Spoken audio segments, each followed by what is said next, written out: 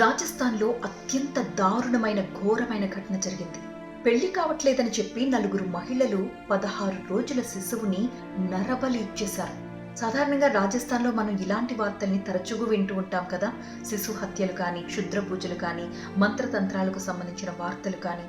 వీటన్నింటికంటే ఘోరం అని చెప్పాలి ఇది.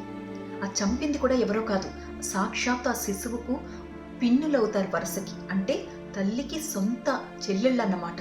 ఆ బిడ్డ పక్కన తల్లి లేని సమయం చూసి వీళ్ళు ఏం చేశారంటే, 4 కలిసి ఆ బిడ్డను పక్కకు తీసుకొచ్చి మంత్రాలు చదువుతూ ఊగిపోతూ ఆ బిడ్డని ఒక మహిళ పొత్తిళ్లలో పెట్టుకుంటే పక్కనే ఇంకో 3 కూర్చుని గట్టిగా మంత్రాలు చదువుతూ ఆ బిడ్డ అవయవాలు విరిచేసి పీక నులిమి కాళ్ల కింద వేసి తొక్కేసి ప్రాణం తీసేశారు. వెంటనే తల్లి ఆ శబ్దాలకి లోపలికి వచ్చింది, కానీ అప్పటికే శిశువు మృతి చెందింది. వెంటనే తండ్రికి ఫోన్ చేసి చెప్పింది. వెంటనే పోలీసులు కూడా అక్కడికి చేరుకున్నారు. అయితే వీళ్ళందరికీ కూడా ఒక మంత్రగాడు ఈ విధంగా చేస్తే మీకు పెళ్లిళ్ళు అవుతాయని చెప్పాడట. వీళ్ళ 5 అక్క చెల్లెళ్ళని చెప్పుకున్నాం కదా. మొదటి అక్కకి పెళ్ళయింది, పిల్లలతో సంతోషంగా ఉంది. ఈ శిశువు 3వ బిడ్డ ఆ దంపతులకి.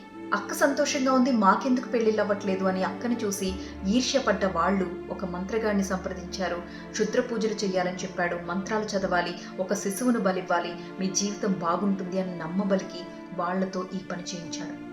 ప్రస్తుతం వాళ్ళంతా జైల్లో కటకటాలు లెక్క పెడుతున్నారు. వీళ్ళని ఈ రకంగా ప్రోత్సహించిన మంత్రగాడి కోసం పోలీసులు అన్వేషిస్తున్నారు.